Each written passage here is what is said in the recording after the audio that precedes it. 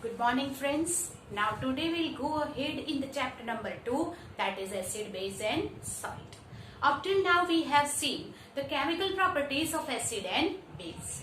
But something is common in acid and base also, and that is the conductivity of the electricity. That means the strong acid, which are three strong acid is there: hydrochloric acid, sulfuric acid and nitric acid. These three strong acid and three strong base, that is two strong base, that is sodium hydroxide and potassium hydroxide.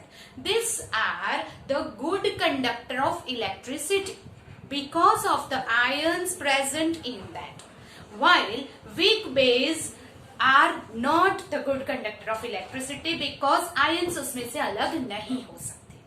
For that we will see this activity. Here is the beaker in which this is the rubber cork.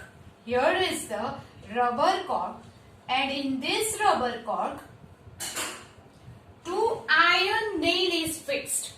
Now here iron nail is fixed, then what? Here is this iron nail we connected to the 6-volt battery, bulb and switch, and to the another. Right? So this is our arrangement. In that, now we will take the dilute hydrochloric acid solution, that is HCl solution. Now hydrochloric acid solution को रखने के बाद we'll switch on. हमने switch on किया. Now iron is the good conductor, but ये जो iron है उसका contact किससे होगा? तो hydrochloric acid से. If hydrochloric acid is good conductor of electricity, तो इलेक्ट्रिक करंट यहाँ से पास होके, because this is the rubber cork and it is a poor conductor. Therefore, अगर ये हाइड्रोक्लोरिक एसिड से दो नेल ऐसे कनेक्ट होती है बिटवीन हाइड्रोक्लोरिक एसिड की वजह से, देन क्या होगा? बल्ब ग्लो होगा. तो हमने ये एक्टिविटी करने के लिए 4 सोल्यूशन लिए हैं. Which are that 4 solution? Dilute hydrochloric acid, dilute sulfuric acid, then glucose and alcohol. Now dilute hydrochloric acid and sulfuric acid जब हमने लिया था, then what happened? That bulb glow. और जब हमने glucose and alcohol यहाँ बीकर में किया, तो bulb will not glow. That means what? जब एसिड लेते हैं तो बल्ब ग्लो करता है, और जब और any other solution like glucose or alcohol will not good conductor of electricity, so bulb glow नहीं करता है. तो why? क्यों acid is a good conductor of electricity? Because here is the reason. Acid conduct the electricity. It carries the current through acidic solution by the ions present in the acid. Acid के अंदर जो ions present है उसकी वजह से, ions की वजह से acid is the good conductor of electricity. Now which ion, कौन सा आयन अंदर है? तो here acid contains H+ ion and that is called cation. इसको हम बोलेंगे कैटायन. सो सपोज कि हाइड्रोक्लोरिक एसिड है तो उसमें H+ एंड Cl- होगा. हाइड्रोक्लोरिक के बाद सल्फ्यूरिक एसिड है तो उसमें H+ एंड SO4- आयन होगा. And HNO3 that is nitric acid है तो उसमें H+ एंड NO3- होगा. तो जो H+ आयन है, जो पॉजिटिव आयन है, is called cation, while this negative ions are called anion. So 2 types of ion is present in the acid, that is cations and anions, right? और this cations and anions are opposite charges, तो उसके अंदर एक strong attraction होगा जो कि अलग नहीं हो सकता. And that's why in a simple situation acid यही फॉर्म में रहेगा. So यहाँ पे CH3COOH is the acetic acid, और एसिटिक एसिड में H+ cation while CH3COO- anion है. अब जब सिंपल कंडीशन है, द रूम टेम्परेचर और normal condition, this cation and anion will combine together and form acid. अगर ये आयंस को अलग करना है तो 2 way to do it. 1, to pass the electric current and another उसका aqueous सॉल्यूशन बना दो. Whenever we pass the electric current through that, तो उसमें जो H प्लस आयन है उसकी वजह से इलेक्ट्रिक करंट फ्लो करता है.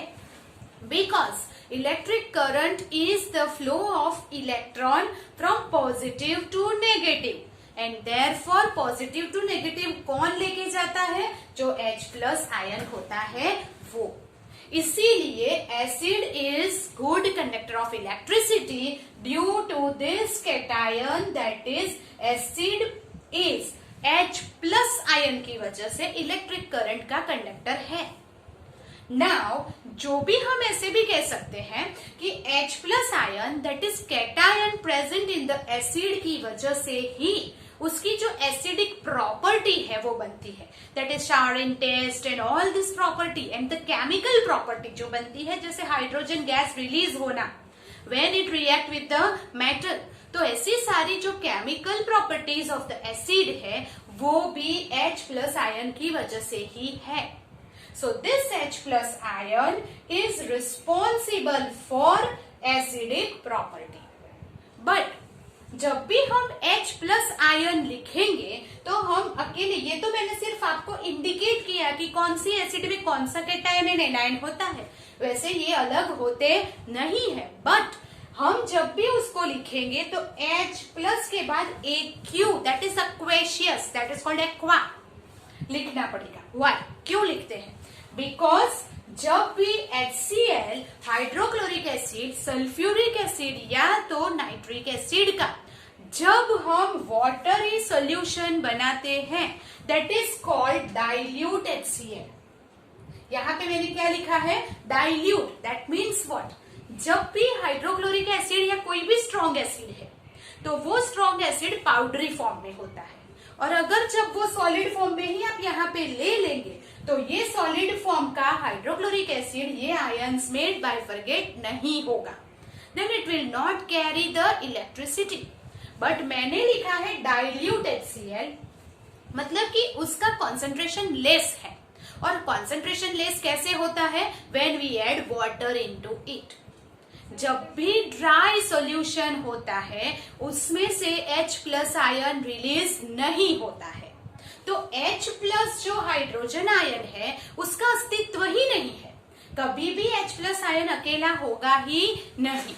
या तो हम ऐसे लिखेंगे H प्लस एक्वा, या तो लिखेंगे H3O प्लस. क्यों? क्योंकि जब भी एसिड में हम वाटर ऐड करेंगे then only H3O plus and Cl minus बनेगा. So H3O plus is called the hydronium ion.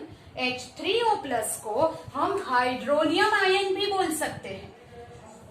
Hydronium ion H3O plus, या तो उसे लिखेंगे H प्लस एक्वा. दोनों में से कुछ भी लिख सकते हैं.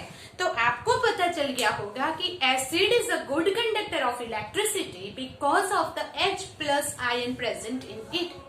And that H plus ion whenever we add the acid to the water, जब उसका डाइल्यूट सॉल्यूशन बनाते हैं तो वो क्या बन जाता है?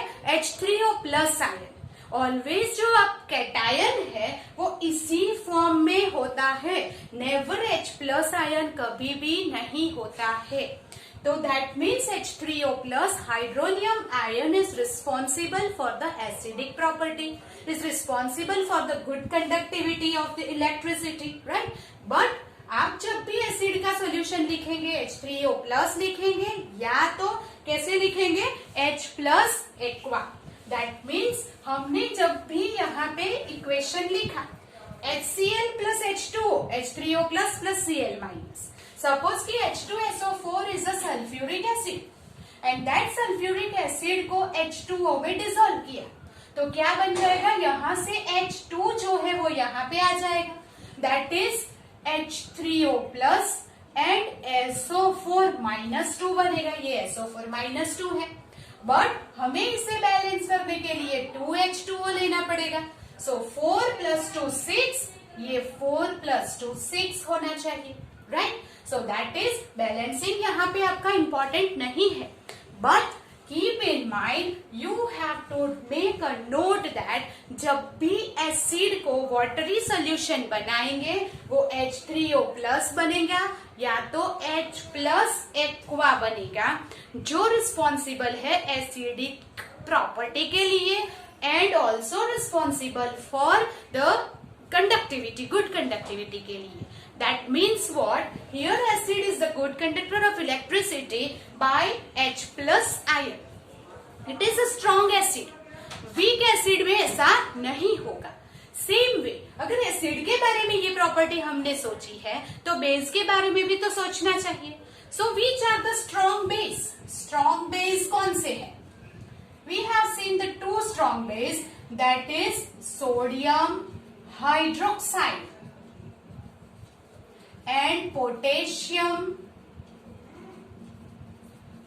hydroxide. The sodium hydroxide का फॉर्मूला है NaOH and potassium hydroxide का सब फॉर्मूला है KOH. अब इसकी प्रॉपर्टी के बारे में देखेंगे that what is the ion, which is the ion present in the base just like the acid. Acid में जैसे cation H plus and anion minus ion होते हैं, वैसे ही बेस में भी plus and minus cation anion होता है. और strong base is also the good conductor of electricity because of the presence of ion in it. Right? So first you make a note of that, then will see the next.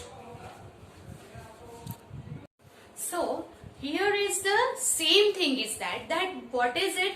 Acid is the good conductor of electricity due to the presence of H plus ion. Here now two strong bases there. One is the NaOH, that is sodium hydroxide.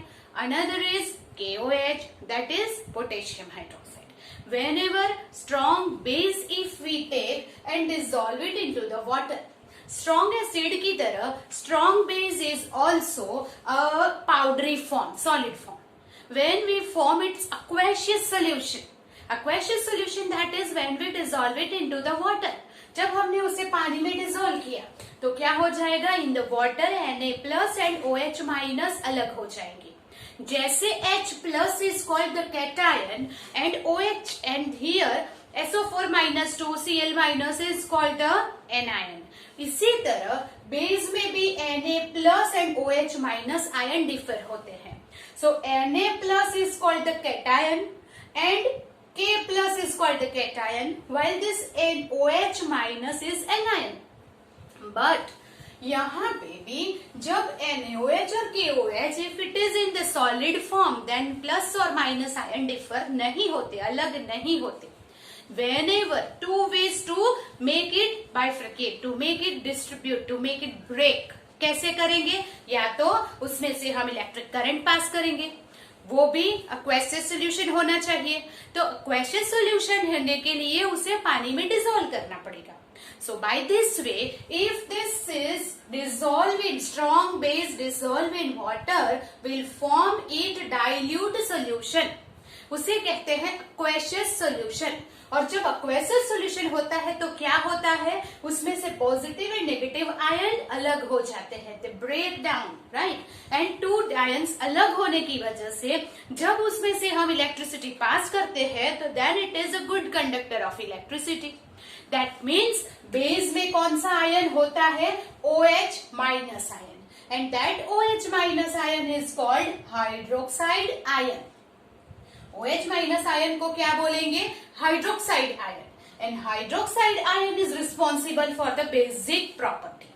H plus ion is or H3O plus ion is called hydrogen ion, or you can say hydronium ion H3O plus, which is present in the acid, which is responsible for the acidic property. Hydroxide ion, that is OH minus, is responsible for the basic property. And base which is soluble in water, therefore it is called alkalis. Alkalis बोलते हैं उसे, right? So now here one more acid and base का difference हमें मिल गया. जैसे हम पहले लिखते थे कि acid is sour in taste, here is bitter in taste, here is burning sensation, here is the slippery in touch, right? So that means high acid जो है when acid is there, it dissolve in water, H plus ion release होता है. That means acid has H plus ion while base has OH minus ion. आप आगे ऐसा पढ़ोगे कि that acid and base की डेफिनेशन जो है वो भी हम उसके ऊपर से लिख सकते हैं. The solution which contain H plus ion is called acid and the solution which contain OH minus ion is called base. इस तरह से हम एसिड एंड बेस को अलग कर सकते हैं. पर दोनों की कॉमन प्रॉपर्टी क्या है? The strong acid and strong base is a good conductor of electricity. जो इलेक्ट्रिसिटी की कंडक्टिविटी है, जो एसिडिक एंड बेसिक प्रॉपर्टी है, वो किसके ऊपर डिपेंड्स है? उसके अंदर जो आयन है उसके ऊपर. You keep in mind, right? So make a note of that. Process of acid और बेस डिसॉल्विंग इन वाटर. जब भी हम वाटर के अंदर एसिड या एसिड के अंदर वाटर डालते हैं, so we have to be more careful about that. Why? Because process of acid or base dissolving in water, जब उसे डाइल्यूट करना है, कॉन्सेंट्रेटेड एसिड में से डाइल्यूट एसिड बनाना है, देन जब एसिड एंड वाटर मिलता है या तो स्ट्रॉन्ग बेस एंड वाटर मिलता है, तब हाईली एक्सोथर्मिक रिएक्शन होता है. We have already learned in the chapter 1 that what is exothermic reaction. Exothermic reaction का मतलब क्या है? कि high amount of heat energy is produce. बहुत गर्मी पैदा होती है और इसीलिए क्या होगा? एक्सप्लोजन भी हो सकता है. So here is acid is added to water while continuously stirring and you add the acid slowly. यहाँ पे जो लिखा है it is very important. That is acid added to water. अगर आपको डाइल्यूट करना है तो आप वाटर में एसिड ऐड करेंगे, एसिड में वाटर नहीं. यहाँ पे है acid added to water. You will take a bucket, उसमें आप क्या लेंगे? वाटर, और धीरे धीरे एसिड डालेंगे हिलाते हुए, stirring continuously and drop wise acid डालेंगे. वाटर की जगह पे अगर बकेट में एसिड ले लिया and if you add the water, then explosion हो जाएगा. Maybe the solution splash out from the bucket and it may cause the burn, right? That means never add the acid here, never add the water to the acid. Acid भर के उसमें water add नहीं करना है. What you will take in a bucket, that is water, and what you will add? Acid drop wise. If you take acid and then water add किया तो वो क्या आ जाएगा? धमाका हो जाएगा, splash out हो जाएगा और explosion होगा, burn होगा. Because highly exothermic reaction में बहुत heat होती है. So be careful that you will take a water and add acid. You will not take acid and add water. Acid में water add नहीं करना है, right? So mixing water will decrease the concentration of H3O plus और OH minus. जब आप acid में water add कर रहे हैं तो H3O plus का concentration धीरे धीरे कम होता जाएगा. अगर आप बेस ऐड कर रहे हैं तो बेस में OH minus का concentration कम होगा, ताकि जब हमें डाइल्यूट सॉल्यूशन बनाना है वाटर में एसिड या तो बेस का, तो डाइल्यूट सॉल्यूशन बनाने के लिए आप क्या करेंगे? तो आप वाटर लेके धीरे धीरे उसमें एसिड या बेस ऐड करेंगे. अगर आपने एसिड या बेस लेके उसमें वाटर ऐड किया तो वो क्या हो जाएगा? Splash out and highly heat की वजह से बर्न हो सकता है. So it may cause an accident. You understand that? So here this process is called dilution. What is dilution? Concentrated acid says, so you have to make the dilute acid. Dilute acid का मतलब होता है वो acid and water को mix करना. और acid and water को अगर आप मिक्स करना चाहते हैं then you will add the acid in the water. You understand that? So this process is called dilution process. Now here are some question which is in text question, so you have to make note of the in text question that up till now we have discussed it. So first is the why do HCl, HNO3 etc. shows the acidic property in aqueous solution, but solution of compound like glucose and alcohol do not shows that property. Glucose and alcohol में acidic property नहीं है, while HCl, HNO3 में है. Why? Because here क्यों है? Because when we here H plus HNO3 etc. उसमें जो acidic property है वो किसकी वजह से है? Why it is there? Because of the H plus ion present in it, right? Acid और बेस, एसिड में H plus ion and base में OH minus ion होता है. तो here in HCl और HNO3 etc. have H plus ion which is responsible for acidic property. जो acidic property के लिए रिस्पॉन्सिबल है ऐसा H प्लस आयन इसमें है. Why? This glucose and alcohol में ऐसे H प्लस आयन नहीं है. सो while glucose and alcohol don't have H plus ion. अगर H plus ion है तो वो एसिडिक है, तो यहाँ HNO3, HCl, H2SO4 में H plus ion है and therefore it shows the acidic property. While glucose and alcohol में H plus ion नहीं है, therefore it doesn't shows the H here acidic property. Which show responsible here in aqueous solution बताया है. Because this H plus ion क्या होगा? aqueous solution में dissolve होके hydronium ion बनाएगा, right? So that is here when acid, when we can say that aqueous solution will form H3O plus, when की जगह पे हम लिखेंगे H plus ion. In aqueous solution will form H3O plus, that is called hydronium ion. Shows acidic property. जो H plus ion already present है वो dry form में हमें कोई इफेक्ट नहीं देगा, but it will form the aqueous solution. तो वो H plus में से H3O plus बनेगा and H3O plus shows the acidic property, right? So this that's why here is the acidic property while glucose and alcohol do not have. Then question number 2, why does an aqueous solution of acid conduct electricity? That already we have discussed. And here aqueous solution of acid conduct electricity due to the ions present in it. जो है वो second का answer है, due to ions present in acid. Here aqueous solution of acid conduct electricity due to the ions present in acid.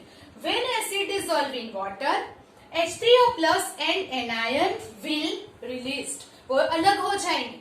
And then here ion present in acid is responsible for conducting the electricity. And that's why acid is a good conductor of electricity. But अगर वो dry form में है तो नहीं. Whenever it is aqueous solution, then only ions are responsible for the electricity conduction. That keep in mind, right? Do it, then we'll go next. The next question is, why does dry HCl gas not change in the color of dry litmus paper? जब dry litmus paper है and HCl is in the form of gas, here is the absence of water. Water present नहीं है क्योंकि HCl भी gas form में है and litmus paper भी dry है. तो here the acidic property is responsible by for hydrogen ion. Hydrogen ion जो है उसी की वजह से एसिडिक प्रॉपर्टी शोन करती है, रिप्रेजेंट होती है, right? Hydrogen ion is produced in HCl, is here produced in HCl in presence of water only. Hydrogen ion is responsible for those property and hydrogen ion नहीं है तो कोई भी property represent नहीं होगी. तो ये भी तो property change in colour of litmus paper is acid की प्रॉपर्टी है, पर वो कब दिखाई देगी, जब उसमें H प्लस आयन होगा तब। H प्लस आयन कब प्रोड्यूस होता है, हाइड्रोजन आयन कब प्रोड्यूस होता है, जब प्रेजेंस ऑफ वाटर है, वो डाइल्यूट सोल्यूशन है तब। तो here in the absence of water the colour of dry litmus paper can not change, right. Then while diluting an acid, why it is recommended that the acid should be added to water and not water to the acid? Water में हम acid नहीं डाल सकते, क्यों? Because we have already discuss that it is exothermic reaction. So highly exothermic reaction है तो बहुत heat produce होगी। Now due to this production of heat, when the water is added to acid, heat generated may cause the splash out the mixture. अगर वो बाहर आ गया then it cause burn, क्योंकि वो एसिड है। देन हाईली एक्सोथर्मिक रिएक्शन की वजह से more heat is produce and glass conductor में ऑल्सो भी breaks due to the excessive heat. इतनी हीट प्रोड्यूस होती है कि ग्लास का जो कंडक्टर है, उसका जो वेसल है, वो भी क्या हो जाएगा, ब्रेक डाउन हो जाएगा। That's why it is not recommended to add the acid into the water, not the add water into the acid, right? Always add acid to the water. Water लेके उसमें ड्रॉप वाइज एसिड ऐड करो, but acid में water नहीं डालना है, that you keep in mind. How is the concentration of hydronium ion affected when solution of an acid is diluted? When the solution of acid dilute करते जाएंगे, जैसे जैसे water का कंटेंट बढ़ता जाएगा, वैसे वैसे H3O+ का कॉन्सेंट्रेशन डिक्रीज होता जाएगा, एंड इसीलिए एसिड या बेस जो है वो क्या हो जाएगा, डाइल्यूट हो जाएगा। That we have already seen. तो H+, H3O+ या OH- का कॉन्सेंट्रेशन वाटर अमाउंट बढ़ने से डिक्रीज होता है। Make a note. The next question is, how is the concentration of hydroxide ion, that is OH- ion, affected when excess base is dissolved in the solution of sodium hydroxide? जब sodium hydroxide के solution में हमें dilution करना है, dilute करना है, हम क्या करेंगे, विल टेक वाटर एंड धीरे धीरे धीरे सोडियम हाइड्रोक्साइड ऐड करेंगे। जैसे जैसे वाटर कंटेंट बढ़ेगा, अगर वाटर ज्यादा लिया है तो OH- का कॉन्सेंट्रेशन डिक्रीज होगा, but if more base is dissolve, मतलब कि सोडियम हाइड्रोक्साइड का कंटेंट बढ़ गया, more base is dissolve in that solution, then OH- का कॉन्सेंट्रेशन इंक्रीज होगा, मतलब कि वो कॉन्सेंट्रेटेड सोल्यूशन बनेगा। इसका मतलब ये है कि base is more, OH- is more, concentrated solution. When water is more, dilute solution, OH- का कॉन्सेंट्रेशन लेस हो जाएगा।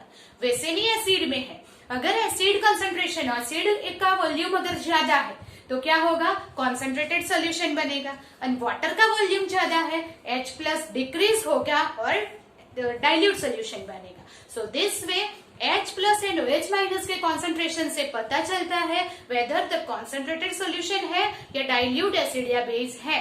But without water, in the absence of water, कोई भी प्रॉपर्टी आपको दिखाई नहीं देगी। So the acidic property and basic property किसके लिए रिस्पॉन्सिबल कौन है, H+ ion and OH- ion, and वो कब दिखाई देता है, कब प्रोड्यूस होता है, when ever water is present over that, otherwise not.